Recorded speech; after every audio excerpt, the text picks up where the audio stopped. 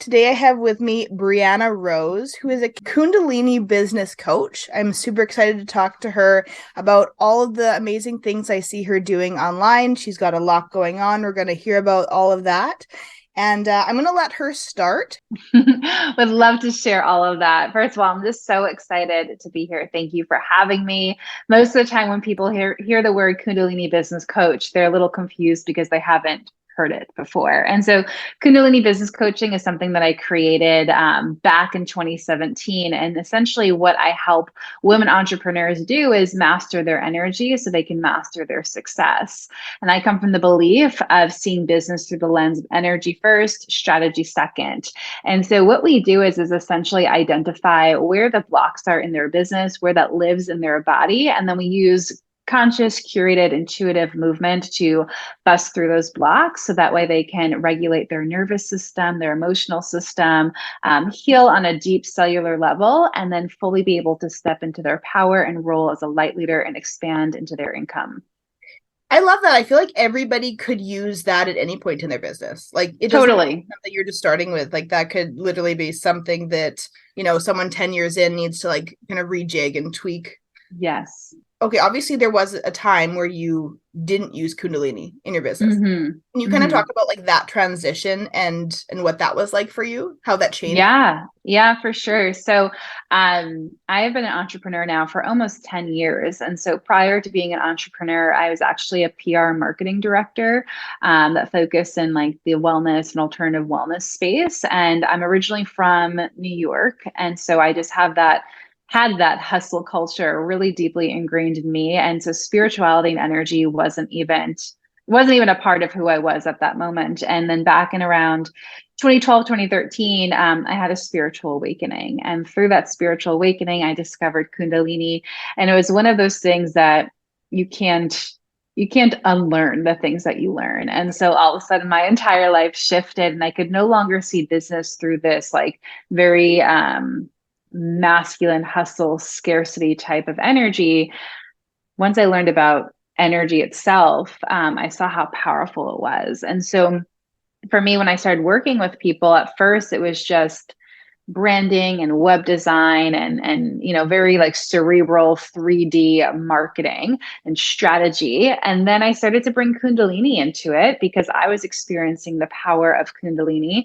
And what I also started to notice was no matter how much strategy I would give someone, even if it was like the perfect $1 million strategy, some people struggled with getting visible, with showing up in implementation, with holding this like newer energy of success that they wanted to achieve.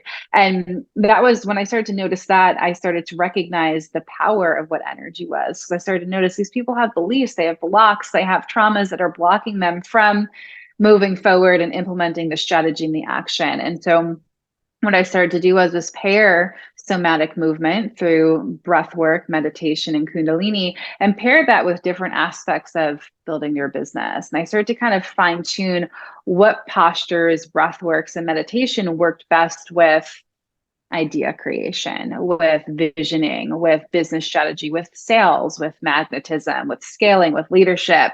And that's how I started to build out my courses and programs. And because of that, my clients started to see a lot of financial success because once you clear the blocks, you clear the blocks, and then you're able to step into that full like next level or up level version of yourself. Live in New York before it makes you hard. Live in LA before it makes you soft. I think Yes. you've really seen Yes. like the full spectrum of everything, especially probably most likely in your business. What do you feel has been the biggest I would say like achievement shift for you Mm. with bringing like Kundalini in? Like do you think that for you it's just been like total self-awareness of just of your business, of your body, or what would it be for you? Yeah, I mean, I think definitely self-awareness. I mean, that's a huge part of it. But I feel that just practicing Kundalini in general has allowed me to experience parts of myself that lay dormant, that I didn't even know were there, that I suppressed. And it's like if you knew me 10 years ago, totally different people. And it's not so much that I've changed. I think it's more that I've just accepted and become all that I was meant to become. And I think that's the gift of Kundalini, is that we have all of these layers and beliefs and stories that make us hide and make us dim our light. And so through the activation of Kundalini, it allowed me to really step into all that I am and all that I'm meant to do. And for the people that practice and that are my students too, that creates such a visceral shift in your life and in your business, because when you're authentic and you're comfortable with with yourself, and you love and accept yourself, I think success is a byproduct of that, and can occur naturally. So, I mean, like what you're doing is like really interesting. I'm assuming that not a lot of people that I've seen online are doing this Mm. exact work. But can we just like strip it down a little bit to like more layman's terms for people that are listening? Like, yeah, can we strip it down a little bit so that they get a good idea? Sure. Yeah, I mean, I think I'll just be honest. I mean, it is intense. You're going to change your life, right? And so there's always a level of intensity of like, you're changing your life. You're Yeah, going to start making those vision boards of reality. And yeah, so with any kind of shift, any kind of up level, it is going to be intense because you have to show up differently for it. And so I won't say this is like surface level, superficial type of work. It's for the people that really want to go after it and go bigger and make like a big shift in their life. But at its core, for those people that are not familiar with Kundalini, Kundalini actually isn't a form of yoga and meditation. Kundalini is an energy that we all have. Science has proven this. It's an energy that lives within us. And essentially, through the lens of just like spirituality, it's represented by the divine feminine. So it's like birthing and creating energy. And it's said that this energy lives within all of us. And also it's the same energy that's created everything that we see in this world. It's kind of like our untapped potential. It's our energy reservoir. And through yoga, through meditation, through breath work, you can actually start to awaken this energy. And so the different postures, breath works, meditations, mudras, eye gazes, essentially you're putting your body into some sort of like sacred geometric position to love put it. pressure on the Kundalini energy so that way it can rise. And so the reason why we want this energy to rise and not be dormant is because once this energy rises, what's happening on a science level is it's essentially awakening your nervous system. The energy starts to spiral up through your central spinal column, and then it descends down through your vagus nerve. And your vagus nerve is the largest nerve in your body. So you're literally turning your like body wisdom, you're turning on your nervous system. You're also learning how to regulate your nervous system and regulate your emotional system as well, which is so important for all of us, but especially as entrepreneurs. We need to stay grounded. We need to have a regulated nervous system because we're getting hit every single day with ideas and thoughts, and we have to show up and hold space for people and everything in between. And so as that energy is rising up and turning on your body, what it's also doing is this energy is a light frequency. Science has proven that too, which is really cool. But when we think about light illuminates the darkness. And so what's happening on an energetic level and even like a mindset level is as this energy is rising up, it's illuminating our darkness. And so all of us as humans, we are shadow and light. And so we all have beliefs, stories, patterns that are restricting us and blocking us from moving forward in our life. And so, what this energy does is essentially it brings forth all of the blocks that are preventing us from getting to that manifestation. And so, or that desired goal that you might have. Because if you really think about the thing that you want to achieve or want to become, there's lessons and layers in between where you are now and where that thing is. And so Kundalini helps you get there faster because it's bringing forth the lessons, the tools, the traumas, the beliefs that need to be healed to help you get there. And so that's essentially what the energy of Kundalini is and does. I just specialize in business because I love business building. And I found that, as I shared earlier, so many people, we all have blocks, we all have stories, we all have fears, we all have restrictions, whether we realize it or not. And so we utilize Kundalini to essentially disintegrate those blocks and those stories and those patterns so that way you can take action, you can show up, you can be aligned, you can be intuitive, you can regulate your nervous system, and you can become the most happiest, aligned, abundant version of yourself. It's a good fusion like that you're doing because I mean, it feels so different, but that's how it also feels like good together. I wanted to ask you, my question came up as you were talking, and I don't know if this is too personal, but what kind of shit came up for you when you started doing all of that, right? Like, what Yeah. was maybe one of your biggest things that you're like, oh my God, that this block has been like in the way for so long? Yeah. I struggled with anxiety a lot my whole life. And I think part of it was that I wasn't intuitive and I didn't know how to manage energy. I think that was a big part of the anxiety, but I just I had a lot of fear about everything. As a hypochondriac, I, was afraid of being seen. I was just tons of fear. And so when I had my spiritual awakening, it was brought on by one of my close friends passing away. And so when I started practicing Kundalini, a lot of those fears came up, a lot of those anxieties came up, and also just healing the loss of someone that was really close to me. And so, yeah, it was really intense there for a bit, but I also wanted it and was ready for it. I'm the type of person where I'm about efficiency. I'm like, if I have healing to do, let's just get it done right now. And like, let's not spread it out over 20 years. Like, let's do it in 20 days, because I knew that on the other side of this was transformation. And so I think that we always have more healing work to do. And so throughout the years, I've been practicing for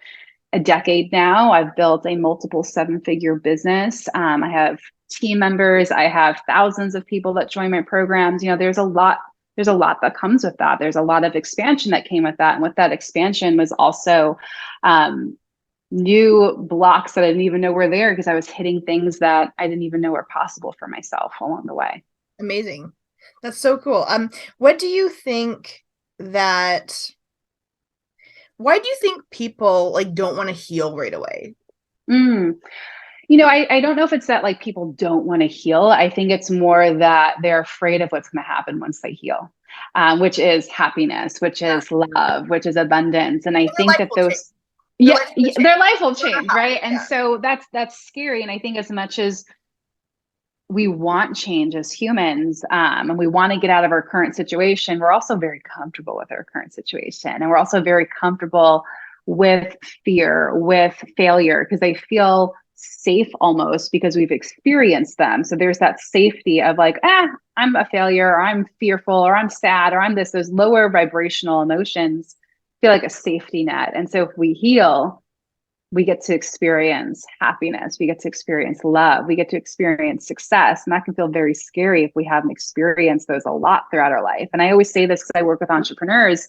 I think most people fail because the success, the financial success, they've never even touched before. They've never experienced it before. They don't know people in their life that's experienced that level of success, and it feels scary because they don't know what that life will be created from that place. And so I think a lot of people they want it, but they stay stagnant because where they're at actually feels comfortable. And it's scary to get Yeah. out of your own way for sure. Absolutely. That makes so much sense. I mean, a lot of the time too, like with finances and financial goals that people have, they see themselves like, well, they really want to win the lottery or they really want to make that Mm, business into like, their $1 million business. But a lot of the time something that keeps them stuck is the way that other people will feel, or they don't want them to feel yes. uncomfortable. And I would imagine that you find with a lot of your clients, like it's not necessarily all of them, it's about what they feel that other people will feel about them, which is so crazy, Yes. right? Totally. Yeah, totally normal too. If anyone's listening to this and you feel that way, you wonder like what your family's going to think or your friends, and like those are real things to think about. And also, you have to go down your own path, right? You Yeah. have to learn your own lessons. And there's always goodness on the other side. You'll attract in the people that are meant to be with you at your side in those other moments that you might be having in your life and business too. Well, I know that people that are listening, like they love the energy side of things, they love the creativity side of things, they love the entrepreneurial Mm, side of things. Let's go a little bit more into the entrepreneurial because I'm actually yeah. quite interested to know a little bit more about like your business journey. Yeah. What has been the biggest lesson for you? Like the lesson, not necessarily maybe an awakening or anything like that, but the lesson for you when it comes to the transformation of your business. Mm. I mean, there's so many, but I think the biggest one that sticks out for me is I'm someone, and I think a lot of people are like this, where we ask for a sign and then the sign comes and we're like, no, bigger sign. I'll wait for the bigger sign. Like I want 10 more signs. And so Totally. I think the biggest lesson I've learned is, trusting that initial sign, trusting that initial intuition and really trusting it and taking action upon it. I think there's been many times, as much as I am a spiritual entrepreneur, as much as I am a spiritual teacher, I'm human too. And so there's been many times where I've ignored intuitive feelings, and then, bit me in the ass later down the line, right? Or there was like a big idea that I had that I was too afraid to like pull the trigger on and go after. And it took longer than, expected to make that idea come out or come to fruition. So I think the biggest lesson is the intuition just never is never wrong. I don't think I know anyone, including myself, that says, man, I wish I didn't listen to my intuition, right? We're always like, shit, I knew that was supposed to happen. I should have listened to myself. And I think that's the biggest lesson I've learned over the years is that intuitive, even feeling your body, your soul knows before your conscious mind does, always. I'm a big believer. I mean, it's the truth, but I'm a big believer that everybody's a creative person, right? Doesn't matter. Yes, we're all artists. Do you feel that you're like a super creative at the core? Like a Oh yeah. Actually, when I I don't think I've shared this before on like a podcast interview, but originally I was going to go to school for fine art I did that. and right. And then I got into graphic design. So like literally I love art, but I think every human is an artist. And I think especially as entrepreneurs, we are artists and our businesses are an expression of that art. And then on top of that, we now have to be content creators, which is an art form too. Yeah. So I think my favorite form of art is content writing. I absolutely love it. But I think the art comes from the alignment and the passion, and then that gets infused into everything else that you do.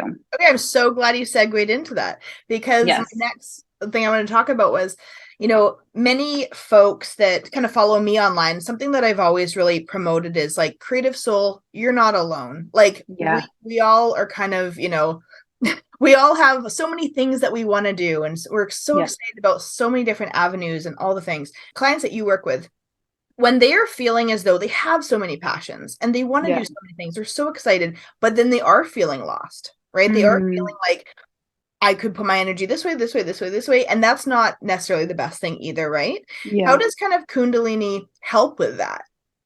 Yeah, I mean, what you just shared is like textbook for entrepreneurs. Because I think, again, we're artists. And so we have like shiny object syndrome too, where we're like so excited and inspired and we want to do everything. And for me, Kundalini, since it is a feminine energy, can almost give you even more ideas than the regular person, because you're working, which is like super tough. But on the other side of it too, as much as you're awakening to these new ideas and new like portals of information, I think because you're getting so clear on yourself and your purpose in the process, you can ground those ideas and kind of say, oh, this is the thing for me. This is what I'm meant to do right now. Like I call it the parking lot. I'm like, all right, I got all these ideas in my meditation or whatnot. I'm going to go put them in my notebook or put them in, a project management board. I'm going to sit with them first because I can get really excited, and my team, they know this. I'll like message them at midnight. I'm like, I got the idea, right? It's like the creative juices are flowing. But realistically, you can't bring everything to fruition right now. But I do think Kundalini has the dual effect. It's going to open you up, but then it's also going to allow you to get really clear on your purpose, so you can decide what is the thing. But then also, not related to Kundalini, I think for those that are maybe newer on their entrepreneurial journey, I think that there's this, and I know this to be true because I worked in corporate marketing, is niching. It's like, you have to niche, you have to know this, you have to do this. And I come from the realm of thought now, is in those beginning stages, have fun, do all the things, launch all the ideas, try all the different stuff.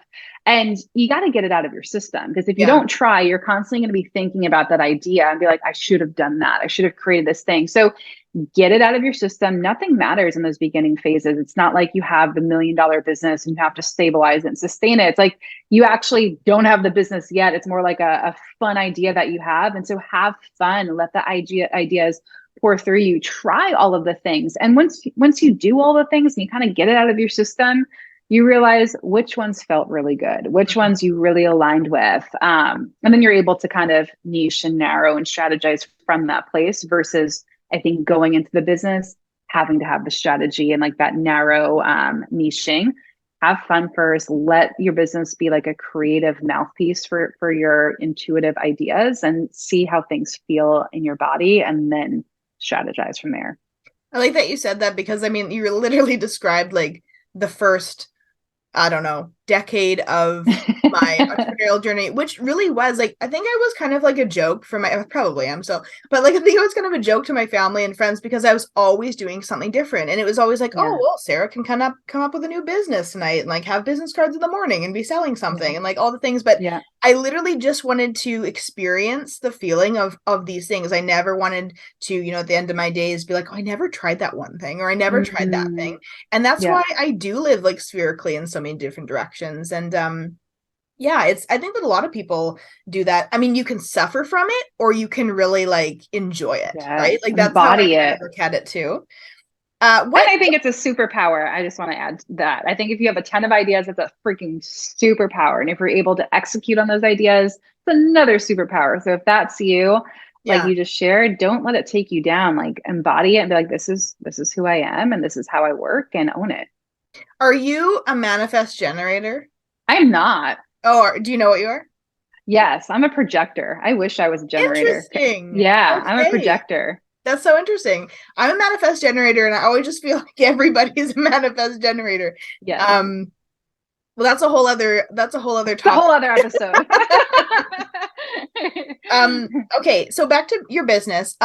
What would you say is what really built your business into you being able to make the income you're making now? Like what was that thing that you kind of shifted, not Kundalini wise, but just kind of strategy or logistical wise? Yeah. Yeah. Great question. This December will be 10 years as an online entrepreneur. And my first 4 years, I did branding and web design. And I kind of had this very like basic, normal, non-spiritual type of business. And the whole time I was struggling to make ends meet. I was just really like, it was not flowing. And I was so surprised because I had built 7, 8, 9-figure businesses in corporate before even starting my business. So in my head, I'm like, I got this. My Yeah. my own business is going to be great. But I didn't realize, one, there's a big shift from you being on the marketing team versus you being the face of the business, Yeah. totally different energies. And two, that business that I had, I did it to be normal because I was afraid of what friends and family would think of me. I wasn't ready to come out of like the spiritual closet just yet. And so I had this like very normal business. And so because of that, my income didn't do well, even though I had the strategy, the marketing, all of that.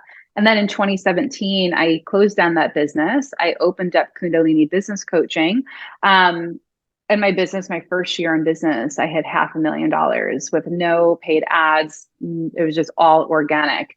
And I think the biggest shift in terms of strategy with that, it's twofold. The biggest shift was the alignment with what I was meant to do because I really wanted to do Kundalini business coaching. So I think that you have to have some sense of deep connection to the work that you're doing, and that Yeah. will speak volumes to your income. And then two, I made sure, and this is something that's very overlooked in like the coaching, spiritual, online service space, is two, my product was really good. My programs were really good. I knew that what I was creating worked. I had tested it out. I made sure it was good. So that way, when I launched it, there was no imposter syndrome. There was no self doubt. I knew I could stand behind my work. I knew my clients would see results. And because of that, I could sell the fuck out of it, right? Because I could stand behind it. And I think when from having that corporate background, before anything came to launch, it was tested, it was this, it was that. And then the online space, it's like you can have an idea and launch it that night, and you don't even know if your program works. And I think Yeah. that that's a big gap in our industry because if you don't know that your program works, one, we've got to be in integrity with what we're creating. We got to make sure that what we're doing can work consistently, not just because it worked on you. You got to make sure your clients can see results consistently. But two, when you can stand in that and know your programs work, there is no fear. There is no imposter syndrome. You know that any client that pays you is going to see a result. And I think that strategy, if that can even be considered a strategy, is most important. And then everything else kind of builds from that place of alignment and then also integrity with your programs.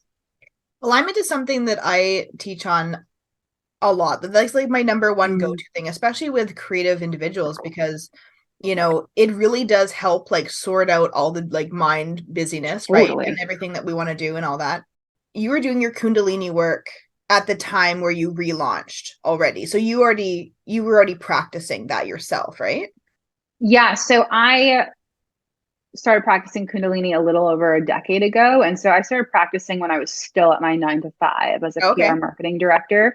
And then I spent the next 4 years doing branding and web design. But underneath like the surface, I was studying with mentors, teachers. I was doing mediumship training, channeling. I was doing all the energy stuff. And it just got to the point, like I said, I was just afraid of what people would think of me coming out of like this Yeah. spiritual closet. And so when I did relaunch, I already had 4 years, 4 to 5 years of practice. And so Yeah. that's why when I say like, you have to be like the embodiment of the work, you have to really understand your programs and services. I had, not that anyone has to spend 5 years like me, but I had spent 5 years understanding and working with the energy Mhm. before I launched it and sold it and made money from it. Yeah. Like you were saying about how, you feel so aligned and you feel like, there is no imposter syndrome because, Yeah. you've done it all, and not done it all, but you know it inside out, and you know that it's you Yeah. and all that kind of stuff. And a lot of people are just kind of like coming with either physically or like online and just kind of with this idea, and they don't have that backstory. They don't have the background to it. Yes. Totally. And I think that, as much as I love our industry and the online coaching, healing, teaching, intuitive, creative space, I think a downfall of our industry is that there isn't there's no barrier to entry. It's like the No. plus side is You say there's like no a barrier gate. to entry, and then Yeah. there's also no barrier to entry. And so if you haven't lived through the experience that you want to take your clients down, if you haven't had proven success with your teachings and tools, doesn't mean that you can't eventually create a program from that, but you really need to start working with clients first and testing it out. One, to be in integrity with what you're selling, but two, that helps you when you go to launch and sell. And so I've worked with a couple of thousand people inside of my programs that are entrepreneurs and are intuitives. And that's kind of like the biggest block that I see, where it's like they get really excited because you see everyone else, in the online space, and you're like, I want to create this thing or that thing. But the gap is they haven't experienced it yet. So they do the manifestation work, they have the business strategy, and then they launch and it flops because two things. One, they didn't feel confident selling it. And also the universe isn't going to send you a bunch of clients you can't support. One, they didn't feel confident selling it. And also the universe isn't going to send you a bunch of clients you can't support. Right. And so I think that's the big piece that's been missing in our industry, is that level of embodiment and alignment, and even just like testing your tools out Yeah. and making sure that they work before you sell them. It is challenging. I mean, it is challenging for new people coming into the market. It's challenging for folks that are doing it well, and just Yes. kind of seeing it all happen. What would you say has been your kind of your number one monetary moneymaker, like as you kind of scaled up? Has it been like your group programs, or has it been your one-on-one? Yeah, so I'm a big believer that group programs are the way to scale, because with one-on-ones, there's only so many hours in the day. There's Yeah. only one of you. And at the end of the day, I think, can we charge what we want, whatever we want? Sure. But I'm not going to be someone that's like $100,000 an hour. Like Yeah, that's yeah, just yeah. not me. I think there's a level that, you hit, and that's how much you charge, and that's it. Group programs really allow you to expand your reach and expand your income.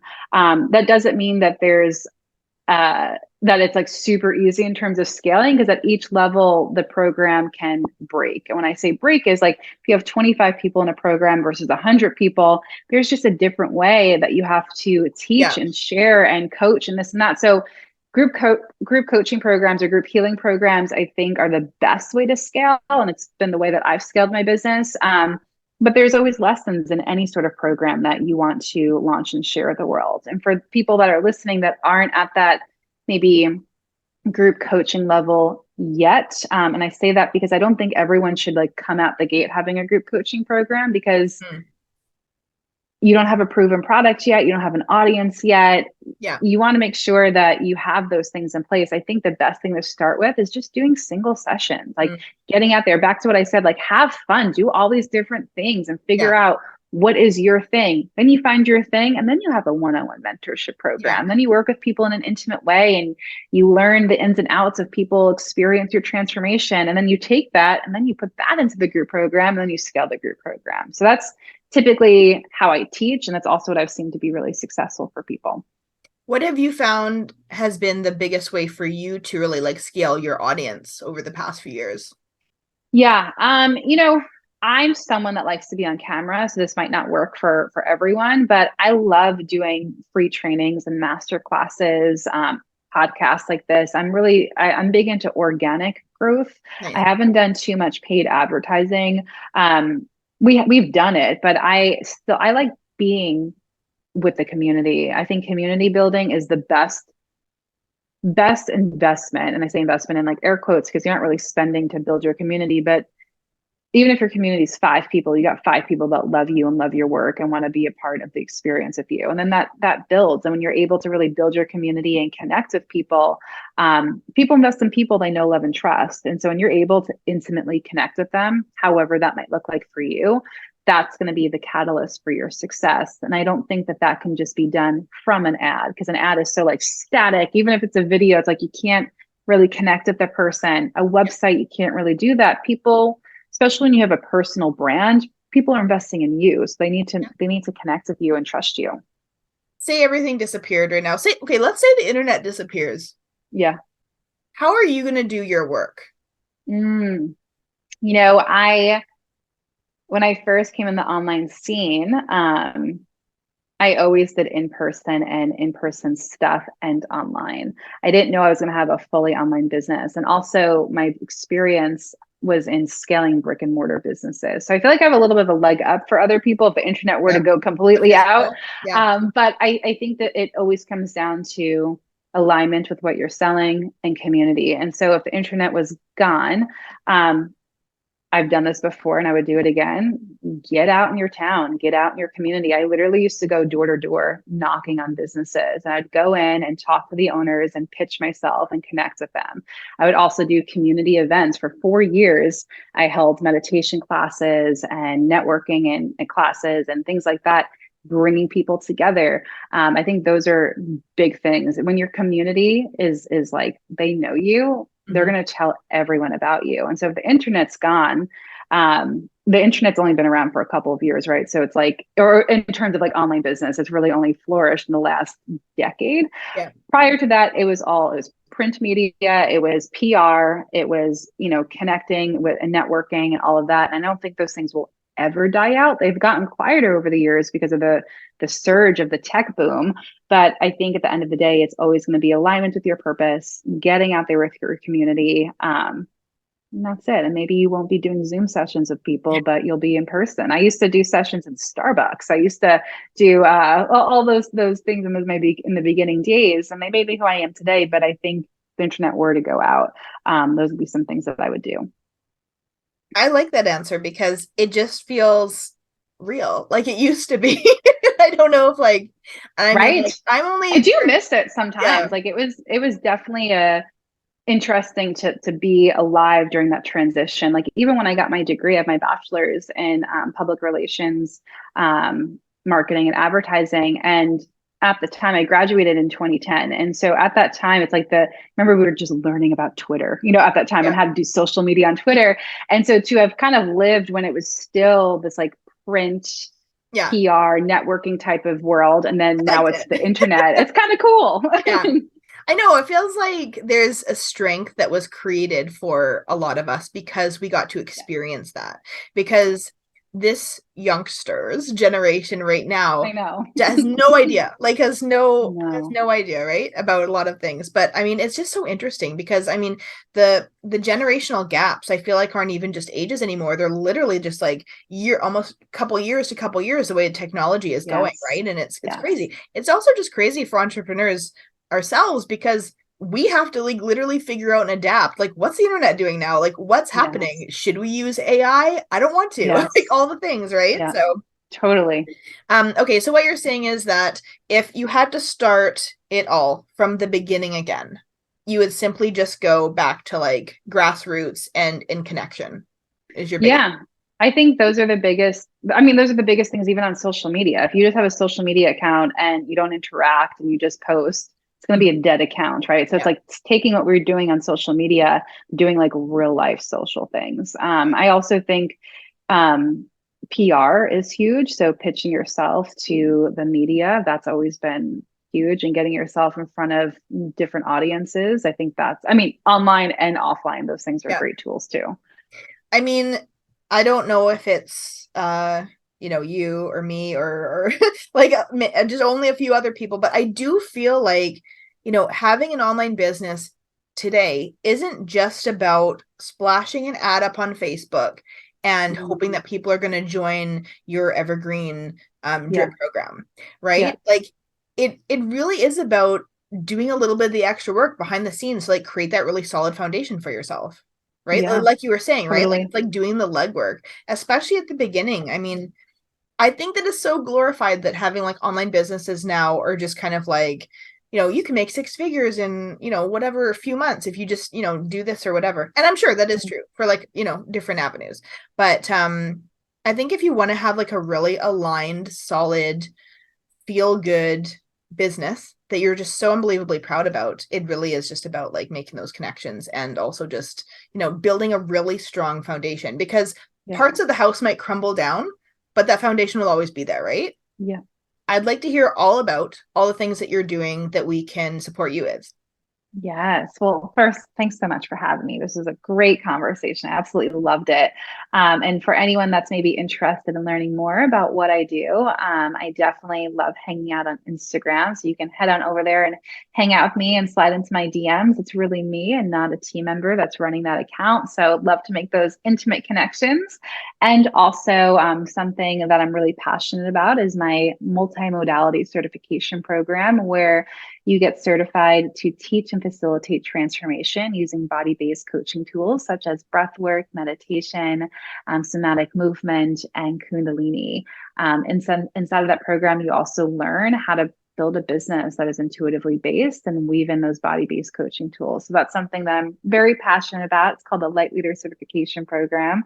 And yeah, it's really fun and powerful, and just creating the next generation of healers and intuitives that are embodied and also are expanding and elevating their income too.